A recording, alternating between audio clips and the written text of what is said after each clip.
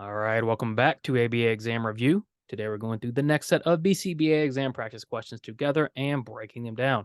If you're new to the channel, welcome. If you're returning, welcome back. Please like and subscribe. If you're looking for our proven study materials, check out behavioranalyststudy.com. We offer 3 practice exams, a task list study guide, and of course our BCBA combo pack. As always, when you pass, let us know so we can include you in our Sunday shout out. Work hard, study hard. Let's get to our questions. Question 1. A behavior analyst consults for several small businesses in her city and is always conceptually systematic when writing her plans. A few of the small business owners plan to use customer testimonials from current clients in their upcoming advertisements. Should the behavior analyst agree to this? Now, a couple different things going on here. First, we're looking at the behavior analyst's behavior. We know she consults for businesses and is always conceptually systematic. This means she adheres to ABA principles when consulting. Some of the business owners she consults for say they're going to use current client testimonials in ads. Now, we know the ethical code says if we're an advertising ABA, like as an ABA company, we can't use current client testimonials. However, we're not really sure what type of businesses these are. So the question wants to know, should the behavior analyst agree to this idea of using current client testimonials? A, yes, as long as the business owners are not advertising the use of applied behavior analysis. Good. If this small business owner sells cookies, then they don't have any adherence at all to our ethical code. And as long as they're not advertising the use of ABA services for their cookie shop, they are perfectly fine to use current client testimonials, and the behavior analyst is not in the wrong here. B, yes, the business owners are free to advertise however they would like. While true, the behavior analyst, if the business owners were going to advertise ABA services, the behavior analyst could not be a part of that because they cannot use current client testimonials in order to advertise their services. C, no, she cannot be affiliated with customer testimonials in advertising. Well, you can be affiliated with past customer testimonials in advertising. And if this cookie shop is advertising cookies, then again, there's no ethical conundrum. D, no, she cannot risk a conflict of interest. Well, as long as she's not part of it, and it doesn't seem there is going to be any conflict of interest, right? The shop or the business is simply advertising their own business using current client testimonials. As long as they adhere to the ethical code and they don't advertise the ABA services, everything is fine, right? So, should the behavior analyst agree to this?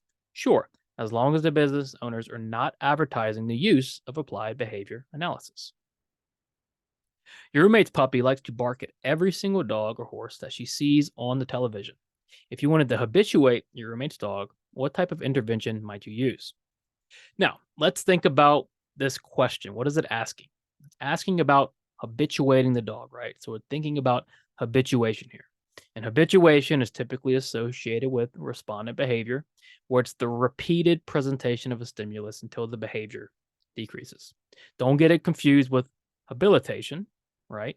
Habilitation is changing the repertoire. So the person or the dog in this case contacts more reinforcement. We're habituating the dog. So what type of intervention are you going to use to reduce this barking? A, change the dog's repertoire so that it contacts more reinforcement.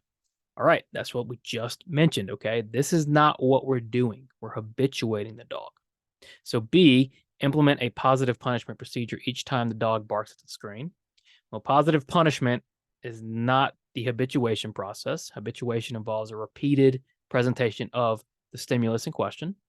C, show the dog images of animals on television until the barking decreases. Good. The hope is through repeated exposure to this stimulus or the stimuli, the dog's barking will slowly decrease and they will habituate to the presentation of the stimuli.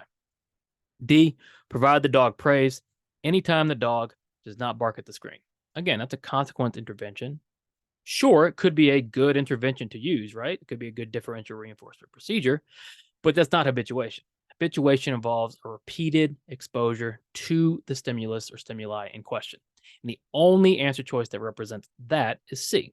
Show the dog images of animals on television until the barking decreases. A behavior analyst receives external funding to conduct research at the clinic she works at. She submits her proposal to the Human Review Board, who approves the research. Once her research is over, how should she disclose the external funding? It's a research ethics question. Don't be intimidated. Okay. Don't get nervous about these. It's just simply another part of the ethical code. It's very black and white. We know the behavior analyst received external funding, maybe a grant, maybe a scholarship, who knows, right? Doesn't matter. We have external funding to conduct research at the clinic. She submits her proposal, approves the research. And so once the research is over, how should she go about disclosing external funding? Because external funding could certainly be a conflict of interest depending on what type of research, right? If I'm doing research on the best type of juice and the orange juice board funds me, that's certainly a conflict of interest, right? So you have to disclose these things. So how should she do it? A, she should fully disclose that her research received external funding. Yes, 100%, right? In her manuscripts and any reports, presentations, she has to say, I did my research, but it was funded by this source. Okay, that's the ethical thing to do. A looks like the answer, but we always read every answer choice. B, she has the option to not disclose the external funding. She doesn't. She has to disclose this external funding. Okay. C, she only needs to inform the participants about the external funding. If she's going to publish this, if she's going to present it, if she's going to disseminate it, she's got to disclose where the funding came from. She just has to. D, she cannot use external funding for research and applied behavior analysis. That's just not true, right? There's plenty of grant money right now going around for ABA research. External funding is a good way to move our field forward. We just need to be sure we're being ethical about it if we do receive that external funding. And in order to be ethical, she has to fully disclose that the research received external funding. You are a behavior analyst working under contract with the school district as a third-party consultant. Your job is to take on behavior referrals for children with autism and behavior disorders. The principal of one of the schools likes your work and asks if you can conduct an assessment on his brother's 3-year-old. How should you respond? All right, dicey situation, okay? Remember, when you're under contract from a third party, okay, you have every responsibility to uphold your duties to that third party, okay? Client comes first, of course, but you have to respect that third party who is employing you. In this case, the principal of one of the schools likes your work. So you're all part of the school district. And one of the principals that you work for, basically, because you work at their school, says he likes your work and wants you to conduct an assessment of his brother's 3-year-old. Now, what could go wrong here? Well, there's a big chance of a conflict of interest here, right? You work for this third party in the school district. You work at this principal school. What if something goes wrong with the assessment, with the relationship? Okay. It's very, very dangerous to get involved. It isn't quite a personal relationship, right? But it's towing the line and especially close to a conflict of interest. So as the behavior analyst, how do you respond? A, you would be happy to conduct the assessment for an agreed upon fee. Now, the fee isn't the issue. Okay. If you want to charge for it, that's fine. But conducting the assessment is probably not the best idea given the nature of your relationship. B, you should conduct the assessment for free. You don't have to, right? You can definitely charge for it. C, you should first check with the school district and make sure it is okay. Well, the school district might say it's okay, but the school district doesn't adhere to our ethical code, right? Behavior analysts adhere to the behavior analyst code. You got to remember that. D, you should decline due to your working relationship within the school district. D is the best answer. It's the safest answer. It's the best way to avoid any conflict of interest, okay? Although this one is a little dicey, because of this working relationship within this principal school, delving further into a relationship, just even by proxy, goes dangerously close to creating all these conflicts of interest. So the best way would be just deny, decline, and then maybe even refer out the principal to someone else you know. How should you respond? Decline due to your working relationship within the school district. After a lengthy debate, Luthi and Ethel agree that Scotch tape is better than duct tape when wrapping Christmas presents. As they start to wrap presents, they get in another argument about the amount of tape that is ideal for the perfect gift wrapping. Their second argument is similar to a what? Okay, we're looking at the second argument, very important, because their first argument looked like some sort of comparative analysis, okay? So let's think about comparative analysis, component analysis, parametric analysis. Comparative analysis, if we're talking ABA, is just comparing two interventions, right? Comparing them together. Component analysis, we're looking at a package and comparing each part of that package. Parametric analysis, we've identified a component or a piece, and now we're trying to identify how much, basically, right? In this case, Lucy and Ethel first compared Scotch tape and duct tape. They determined Scotch tape was better. They then said, okay, how much Scotch tape do we need? Their second argument is similar to a comparative analysis. Well, no, they're not comparing Scotch tape to anything anymore, right? They've already got their component or their variable, basically, right? Scotch tape. Same thing with the component analysis, okay? We're no longer identifying different pieces, okay? We've already got our piece. What we're doing now is a parametric analysis. We've got our piece, we've got our Scotch tape. How much is best? How much is going to be the most effective at accomplishing our goal? So, second argument is most similar to a parametric analysis. Get used to taking these concepts that we learn in terms of ABA and applying them to real life situations. That's what ABA is. If you want to get really good at the exam and as a BCBA, throughout your day, you should be applying all the concepts constantly. John's son runs up to him and starts tugging on his shirt, begging him to come see the Lego set he just built. John agrees, and the boy stops tugging on his shirt. John walks in the room and says, "Wow, amazing." The boy stopping the tugging most likely serves as what in relation to John's behavior? The question itself isn't overly difficult, which is what the hard part is identifying what you're looking at, because there's several different things happening in this question, right? What we're looking at is the boy stopping tugging the shirt, and as it relates to John's behavior. We need to go back to the question and identify that sequence. We know John's son starts tugging on his shirt. He begs him to come see the Lego set he built. John agrees. Boy stops tugging his shirt.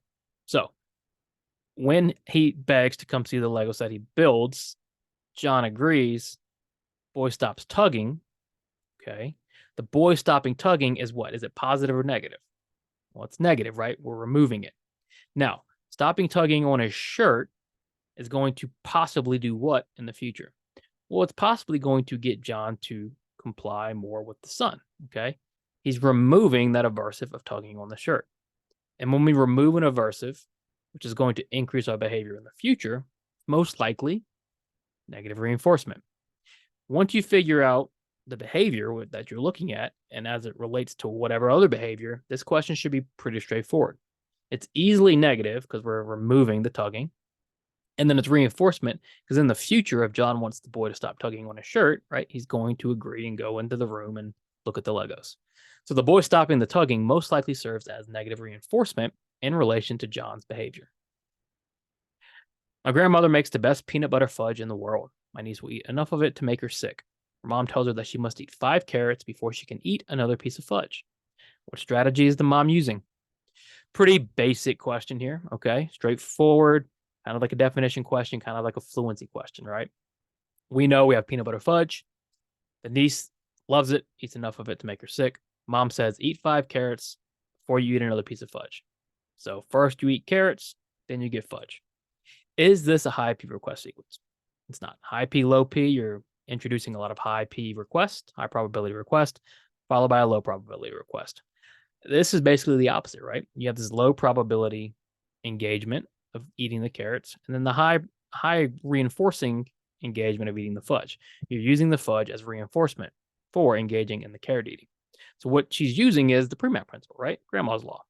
If you do this low probability thing, if you do this thing you hate, then you can do this thing you love. It's basically what it's saying, right? Using the opportunity to engage in some sort of activity or response as reinforcement.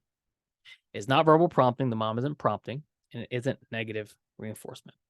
The strategy the mom is using is the Premack principle. Jake always orders the chicken parmesan when he goes to his favorite Italian restaurant. Tonight, however, he brings a date to the restaurant and orders a steak instead to impress her. This is an example of what? Okay, so Jake typically goes to the Italian restaurant and does what? Orders the chicken parmesan, right? Looks at the menu, doesn't look at the menu, knows what items they have. He says, I want the chicken parmesan. However, tonight, he goes instead and orders a steak. So what changed here?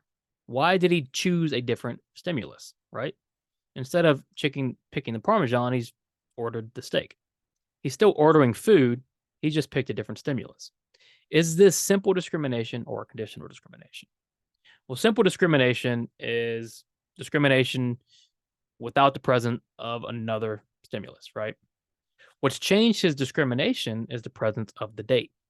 The picking the steak instead of the chicken, right? Discriminating between the two is because the date is there. So discriminating to the steak is conditional upon the date being there. Okay. It's not differentiation because he's still just ordering food, right? The difference is the stimulus he's chosen. And why did he choose a different stimulus? Well, because the date was there, making it conditional. So this is an example of conditional discrimination. Fantastic. Thank you for watching. Make sure you check behavioranalyststudy.com for all of our study materials. Like, subscribe. Let us know when you pass so we can include you in the Sunday Shutout. As always, work hard, study hard.